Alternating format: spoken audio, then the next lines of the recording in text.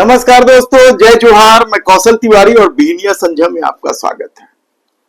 छत्तीसगढ़ के वन विभाग में जिस तरीके से घपले घोटालों की कहानी सामने आ रही, जिस तरीके से वन मंत्री चौतरफा घिरे नजर आ रहे हैं, ऐसे लकड़ी तस्करी को लेकर भी बड़ी खबर सामने आने लगी है।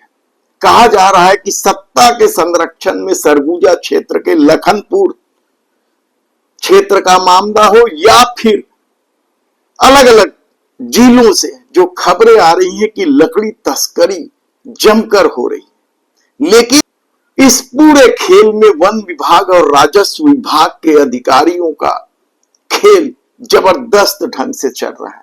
ये पूरा खेल क्या है, किस तरह से चल रहा है, यह हम बताएं उससे पहले आज हम बात कर रहे हैं वन विभाग के उन घपले घोटालों का, जिसकी फाइल सालों से बंद पड़ी है, धूल खा रही है। और कहा तो यहां तक जाता है कि वन विभाग छत्तीसगढ़ शासन का एक ऐसा विभाग है जो नियम कायदों से परे चलता है। वर्तमान सरकार, जिनका दावा है कि भ्रष्टाचारियों को उल्टा लटकाकर सीधा कर देंगे, वह सरकार भी उन घपले घोटालों की फाइलों को छूने से डर रही है। कहा जाए तो गलत नहीं होगा।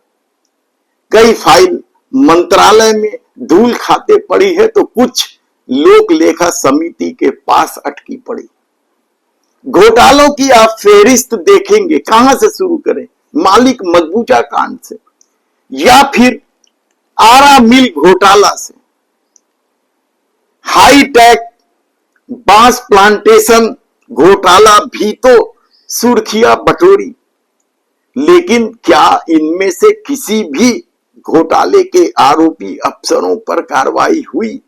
ये बड़ा सवाल है। और इसके अलावा साल बीज घोटाला, स्मोकलेस चूल्हा घोटाला, कई फेहरिस्त है और सभी की फाइलें जिंदा है, भले ही वे धूल खाते पड़ी हैं या लोक लेखा समिति के पास है। और बड़े बड़े नामचीन अफसर हैं, उसमें से तो कई प्रमोशन पाकर बड़े पदों पर जा बैठे हैं, तो कई रिटायर हो गए हैं।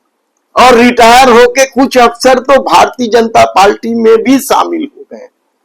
तब जिस मुद्दे को लेकर भारतीय जनता पार्टी ने सरकार बनाई थी, भ्रष्टाचारियों को उल्टा लटकाकर सीधा कर देने का दावा किया गया था, वह सरकार यह फाइल खोल, फाइलों का अंबार है।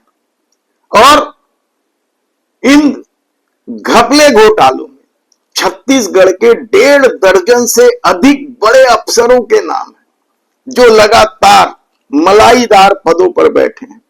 और एक अफसर की तो यहां तक चर्चा रही कि उन्होंने ही रीएजेंट घोटाले का जो मामला मेडिकल में उजागर हुआ है स्वास्थ्य विभाग में, उसमें उस कंपनी को काम दिलाने में बड़ी भूमिका निभाई थी।